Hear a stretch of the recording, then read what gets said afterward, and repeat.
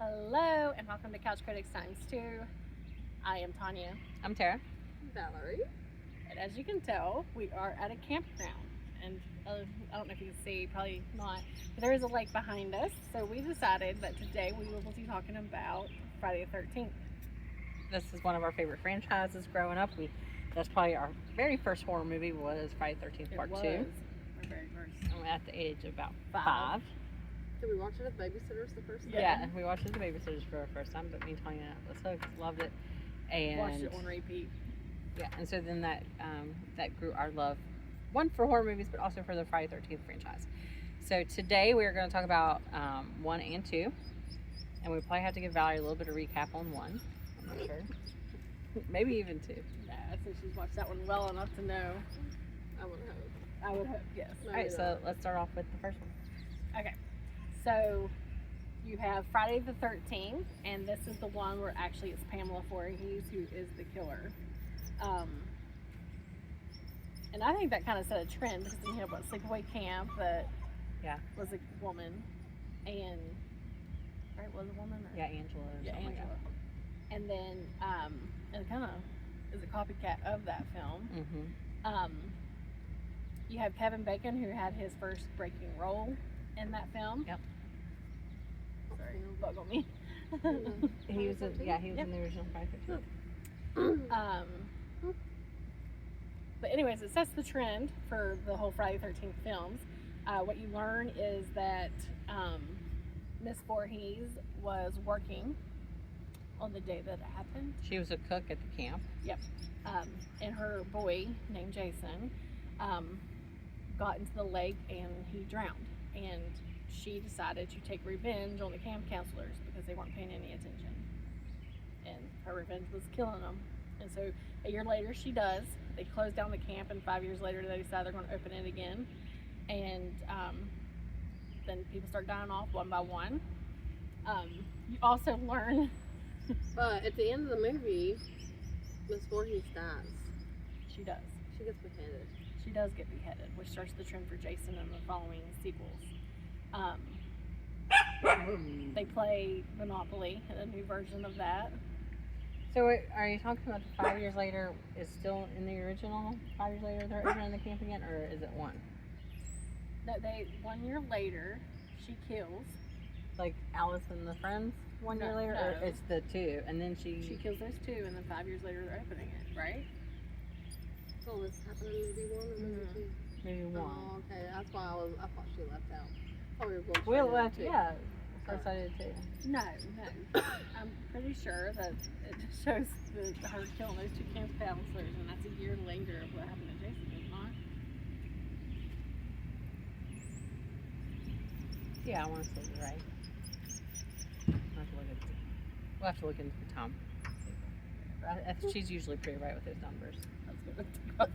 So let me take my phone and Alright, find so out. keep talking. I'll Anyways, Jason was born in 1946 on June 13th. This month is June, so happy birthday, Jason. Oh my goodness. Today is the 9th, so he's a few days away. Yeah, he'd be old by now, but we all know Jason died and just came back, so he's probably looking better than all of us.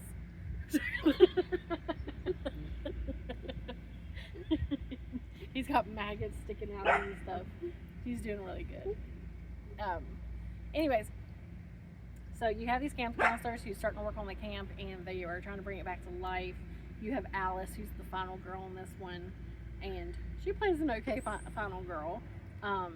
She's the one who's able to behead Pamela Voorhees. So, and their fight scene was pretty good for two women fighting, right?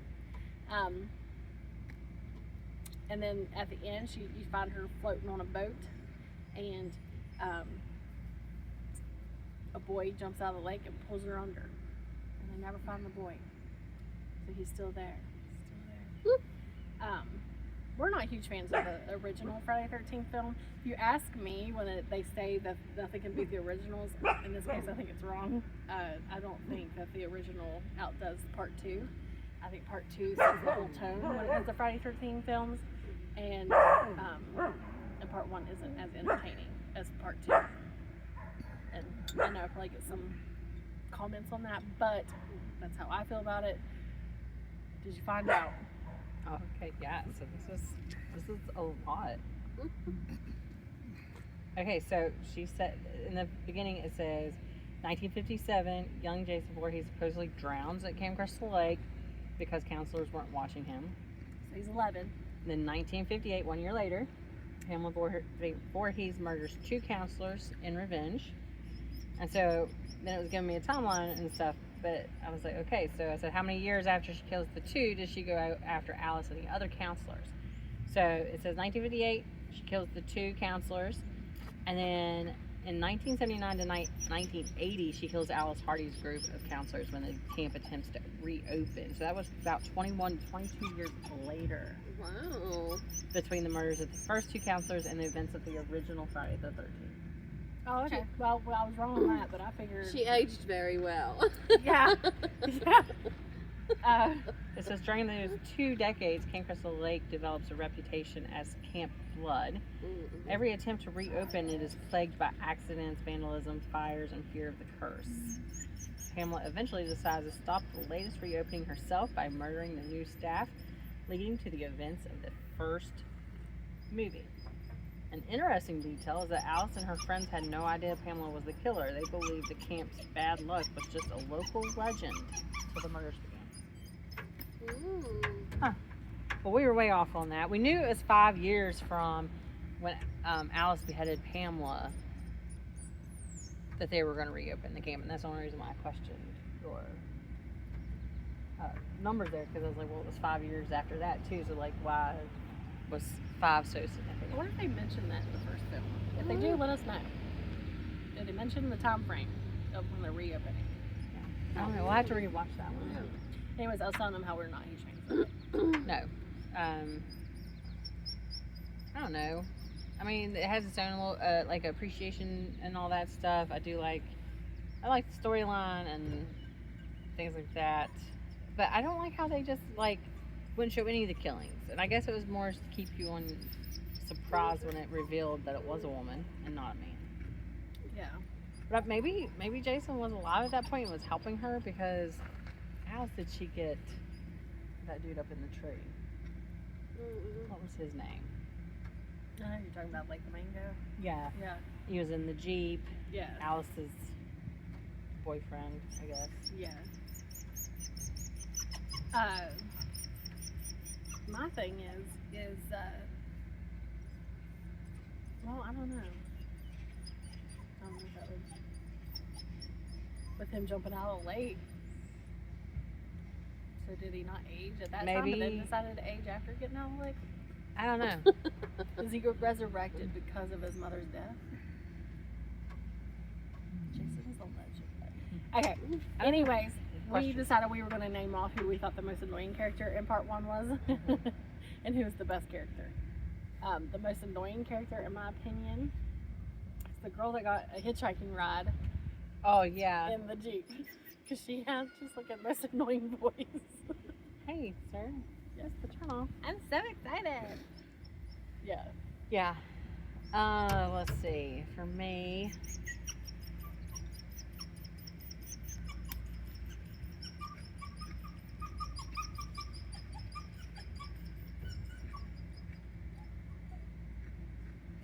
maybe it was Christy with the Jeep, because she's like, I'm old friend of Christy's. Anyways, brain distracted there. I probably have to agree with her. Probably that one would probably be my most annoying character. Either that Or or the old the man. old man. You're old dude. I like him. Yeah. The guy that was running next to the truck. Hey, that's my truck. That's part Oh. 2. I can't. Well, you so said he's all sorry. doomed. He's all doomed is in this part 2. He's in part 1 and 2. Oh. What about the redhead? Yeah, is that part 2 as well? Yes, that's Ted. I don't remember any of it. Okay, so she's not going to mention a character in this one. No. And then the most interesting or fun character to watch, I guess, would be Alice, just for the fact she is the final girl and I she remember that beats too. the crap out of Pamela. That's very true. I'll agree with that as well. Okay, let's move on to what we actually love to talk about, which is Friday the 13th Part 2. Which, like we said, we made, if you go back and watch some of the videos that was done before, we actually made one where we were watching it and kind of cut in and out of the film while we watched it. Part 2 is the all-time Jason film of all the Jason films, in my opinion. I love his whole get-up in it. I don't even think they had to change his costume. He could have just... I know he makes the hockey mask like iconic, but in my opinion, the sheep Jason is just as iconic as the hockey mask. It's scary in its own self. It is, and you actually see him running in this one and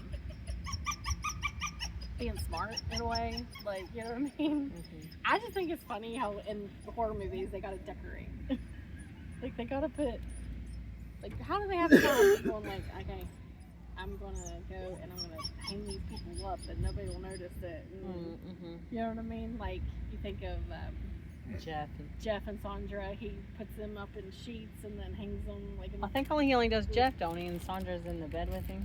yeah, Sandra's in the bed. Yeah, you're right. Jeff is in the wall. And so like, but and then there was another one, wasn't there? That He put that old man in the... yeah, in the kitchen. kitchen. How did he get that there? Like, he must have like had the body hidden, and when they went out to the bar and he killed everybody in the cabin there, he's probably like, okay, I'm gonna put you here. I wonder what happened to Vicky's body, because I don't think it ever made it to the end there. I don't know. See, because when Paul and Jenny are coming back from the bar, That's where they're showing her going down the stairs. yeah, he's dragging her down the set of stairs, but he never gets to Maybe leave he the house. maybe he threw her off the balcony. Yeah, And he's like, joined oh, get rid of it. Join Mark, because he rolled down the that's, balcony. that's who she really wanted to be with anyway. The most sympathy kill is Mark, is it not? Mm-hmm. Yeah. Oh, poor guy that run away from the truck. I don't know why, but rain always sets a mood for a horror movie too. Mhm. So it was pretty cool with rain. You know, your thunderstorms and your rain. Mhm. Yeah. Yeah. Okay, so this film opens up with Alice. We're kind of getting a recap of what happened in part 1 through nightmares that she's having while she's sleeping. During that same process, you see somebody walking outside of her apartment area, and which, you know, is Jason. She wakes up from her dream. She gets a phone call. Nobody's there. And automatically she gets started littering. Rather, he dialed the number. Well, her mom was on the phone. or Yeah, was she- but we don't need that part. It was not important. The phone rang again, and nobody was on that end. Now, rather Jason was the one who called. We don't know. In my mind, I don't see it happening. Whatever. But he did. He wanted to make sure she was home. yeah, he wanted to make sure she was there. Why waste his time? She wasn't there. She locks the door, but he's already in the apartment. There's no cell phones at this time. You know what I mean? Like, I have no idea what the point of that was. yeah, but they did it, and it you know, makes her go into like something's happening. Like, automatically gives her some kind of inkling that Jason's in the house or something's about to happen to her, because she's starting to search her own apartment. Well, what if like he cut the phone at that time when she answered it, like the line? Yeah, 'cause it may Although it doesn't really let us know, so there's no reason to really keep adding that on. But anyway, something about that phone call. And then she goes to the window and a cat jumps at you, and it's kind of like the first jump scare of the film. And she goes to turn on the water, like that you would do for tea and She stuff. turns it on. And goes to feeding when she opens up the fridge. Jason's mother's head is in her fridge. That's the people cut. Yeah, and then Well, you said feed him. oh, the cat. With the feed cat. the cat. And Jason grabs her from behind and puts an ice pick in through her skull. Kills her. Yeah. And then jumps straight to the opening scene of Friday the 13th Part 2. You have Jeff and Sandra. Yep. And you have Paul, Jenny, Mark, Ted, Ted, Vicky, Vicky, Terry, Scott, and Muffin.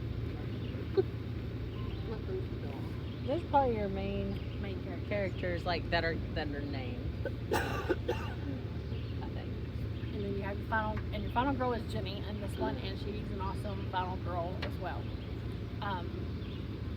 You have all of them showing up at camp. This one is 5 years later. Am I correct on that? Yes, this is 5 years from the Camp beheading, Red. the beheading of Pamela, not the killing of Alice. Right. And anyways, and he goes on a killing spree. So let's talk about what your most favorite kill of this film is. Oh, I don't know. I'd have to say Mark's.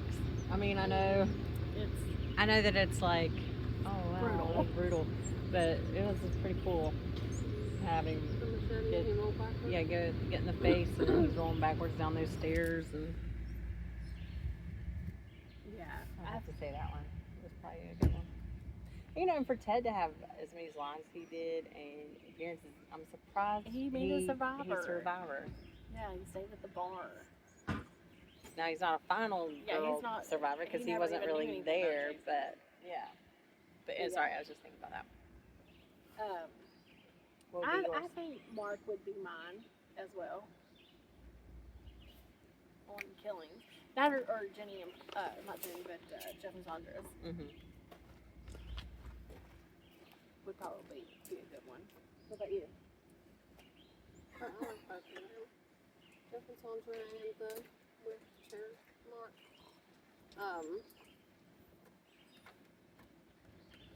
How did the skinny dipping girl die? Well, she came You back don't to see take. her die, but Yeah, she, she's going to, cut Scott loose, Oh yeah. and his neck was slit, and so she's screaming, Oh, and yeah, she goes she into the turned woods around. and Yeah. screams, and I remember now. so you don't really see her die, but you know she dies because you see her later on, and well, one that indicated she was getting ready to die, but you see her at the end where his mother's beheaded, like head is, I guess, or whatever. We're doing one of our videos. okay, and so that's your most favorite kill. So who was the most annoying kill? And the only reason I say annoying kill, I'll just say what's on my mind when I think about that is Vicky's. Oh yeah, Because I feel like she had time to run. I feel like she had time to bolt. oh yeah, because And she just keeps backing up. I guess and then she more just maybe more out of shock or whatnot. But I have to say too, like I'd have to find it annoying that she's like right back or whatever, and you know She kind of like, you're already like, he's why do into that? you, like why? And she had to go and like Refresh change all her clothes and her everything underwear, just for them to go find their own cabin, and try to get it on. yeah. So I thought that was stupid, but I guess they needed it so he could take the kill Mark off. Yeah. But yeah, I think she had time. She could have bolted. All right. So, what's your favorite lines from this film? What's green and red and goes 100 miles per hour? Frog in a blender. Mine would be. Oh man, we quote so much on this. I know. So we'll just name a few, but is Paul, there's someone in this room. Room. Yep, that one. Once the rain stuff, we'll go looking for them. I wanted to say that one. Yeah. And then the second's on dessert for Jeff and Sandra. And we'll say that when our kids are getting in trouble. The Yeah, second's on so dessert. Mm. So we have a lot of fun with this film. Is there anything else you want to bring up? Even though they're old movies and stuff, that I still think they're definitely worth a watch. I would definitely.